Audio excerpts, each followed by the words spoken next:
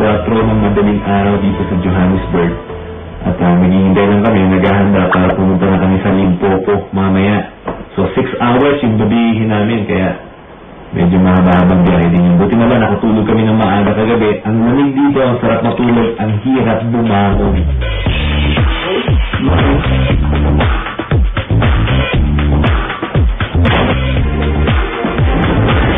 Mula sa Joburg, babaybayin namin ang soul and heartland ng South Africa, ang Limpopo Province.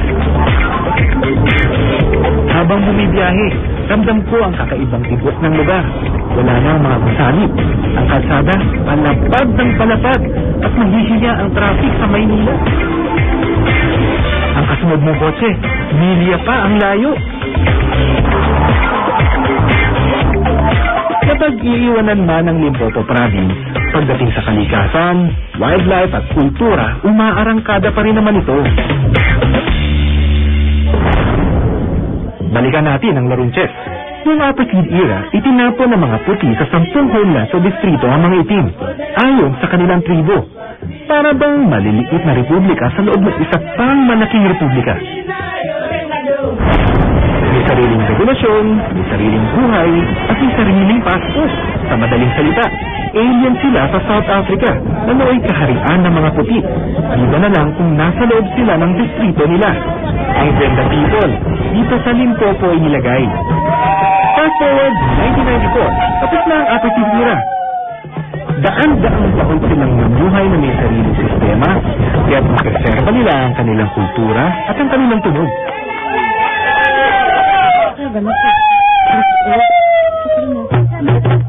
Balat ng hayop, so kapag lumalamig medyo nagbubusin up siya. Ang ginagawa nila, tinutuyo nila para mas tight, para kapag tight, mas maganda daw yung tunog. There's hollow inside, right? Yeah. This is our traditional house. Bago namin itinuloy ang pagsabubong nila sa amin, isama mo ng tour sa kanilang bakuran. Very, very strong. And the man is very, very strong. Gawa sa putik ang buong bahay na ito.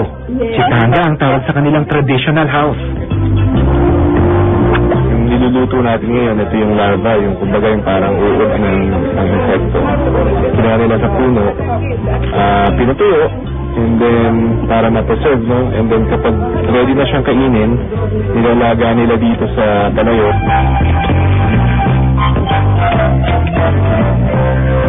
Ang naiiba sa kultura nila, kababaihan ang gumagawa ng mahihirap na gawain. Girl power, ika nga. Go girls! Mula sa pangangahoy, at pati paggawa ng bricks made of putik, ay sila pa rin ang gumagawa. Mga lalaki naman daw, yan yung ginagawa nila, yung mga materials na ginagamit nila para sa mga bubong ng kanilang mga bahay. Oops! Ganun.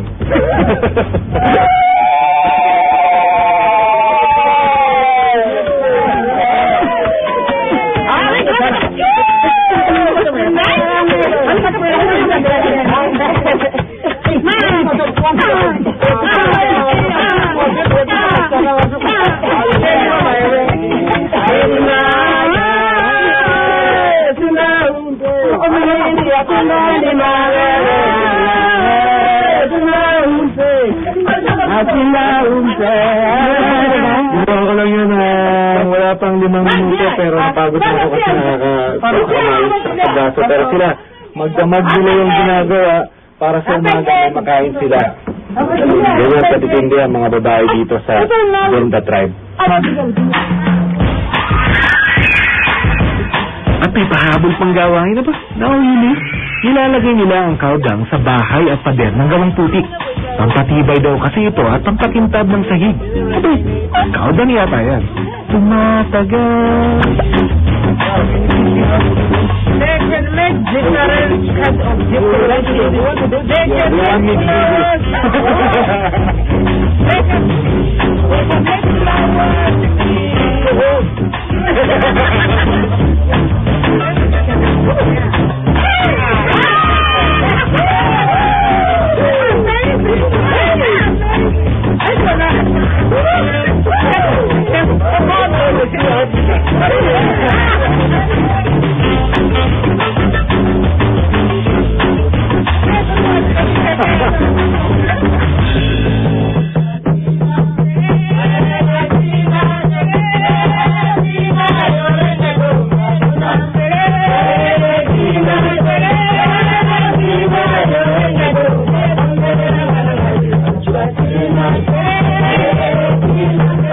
musika o ang pag-awit ay malaking tulong kasabay ang mga gawaing bahay.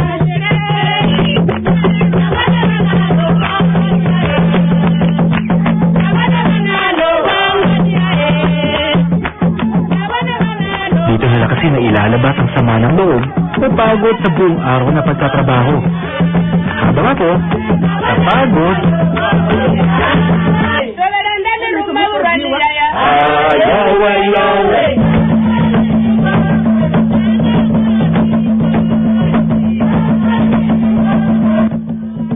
it's time to eat! Chichimba ang tawag sa traditional meal nila. Groundnuts, beans, mini grains, porridge, at larvae. Mayaman daw ito sa sustansya. Kaya, wala natin. Mayaman niya.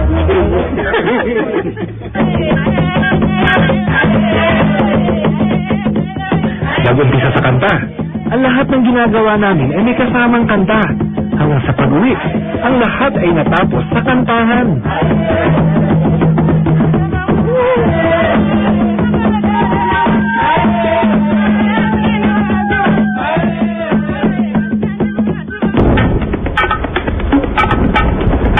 Mahigit 2 oras na biyahe mula sa Bedla Tribe, diretso kami sa pinakamalaking wildlife reserve sa buong mundo, ang Kruger National Park.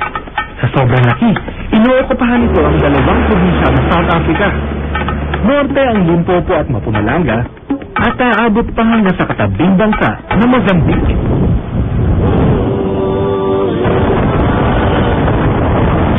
Sa aking trabaho bilang veterinary, dream come true ang Kruger Park. Ipinangalan ito sa mga state president at transfer ng Union of South Africa na si Paul Kruger. Napansin niya kasi kumukunti na ang mga hayop. Ang objective ay makita ang mga bidang African wild animals. Ang lion, leopard, elephant, buffalo at rhino. Sila ang kasang The Big Five. Ang unang sumulubong sa amin, nagkakandahang antelopes.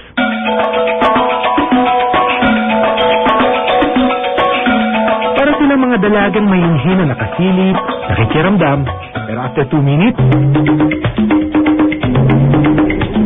Ayun, there you go.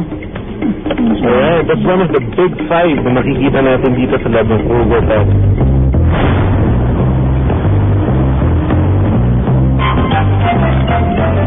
Ito nakita natin isang herd ng wildebeest. Napansin natin, tumigil yung mga sasakyan kasi kapag nag-move tayo at na-startle sila, they can cause stampede. Yung pwede silang mag-charge ng mga tao, wala silang pakialam kung ano madaanan nila o masagasaan nila. Ito siguro mga more than 100, I think. wild beast kung isasali ng diretso sa wikang Ingles. Animoy pinagsamang baka at kabayo. Kapag inasar mo ito, itatapon ka nito sa kawalan kapag nasuwag ka. Alerto 24 ang dating dito kung gusto mo makarami ng makikita.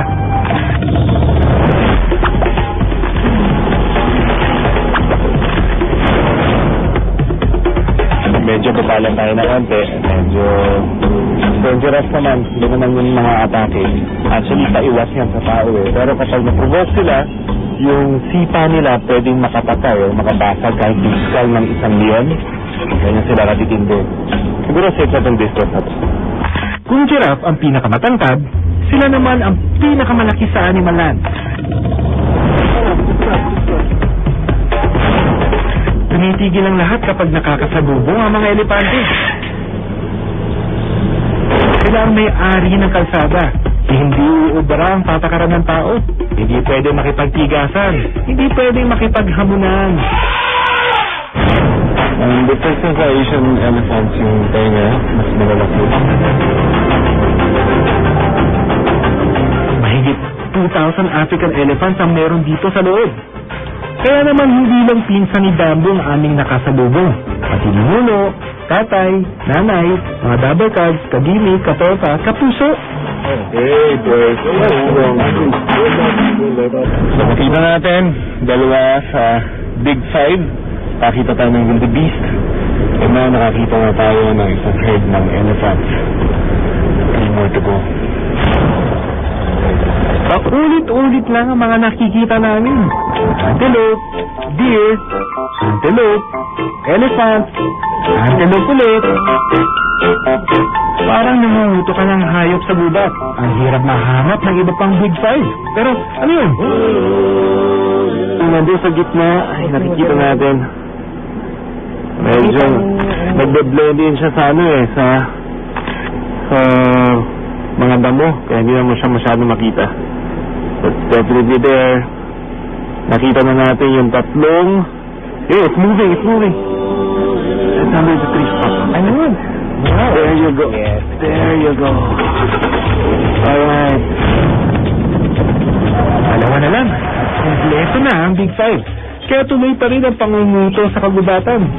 Ilang baboons?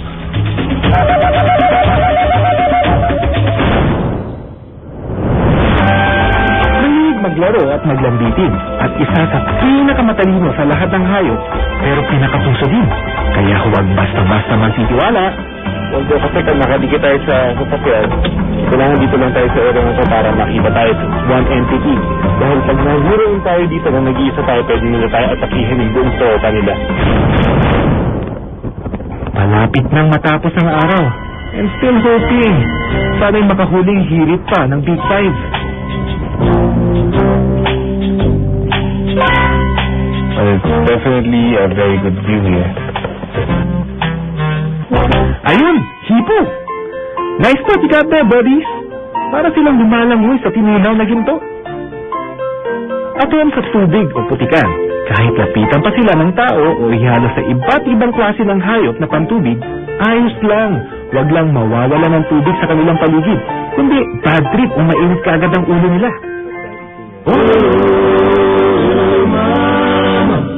Sa aming ikalawang araw, muli kami naghanap. Isang magandang sorpresa pala sa tabi-tabi ang naghihintay sa amin. Kung nakikita natin ngayon, these are hyenas. One of the top predators here. And we are actually a few meters away from them. Since na nakikita nila tayo isang entity na malaki, hindi nila tayo maatake. Pero kung umatake ang mga ito, grupo sila kaya lagi silang magkakasama.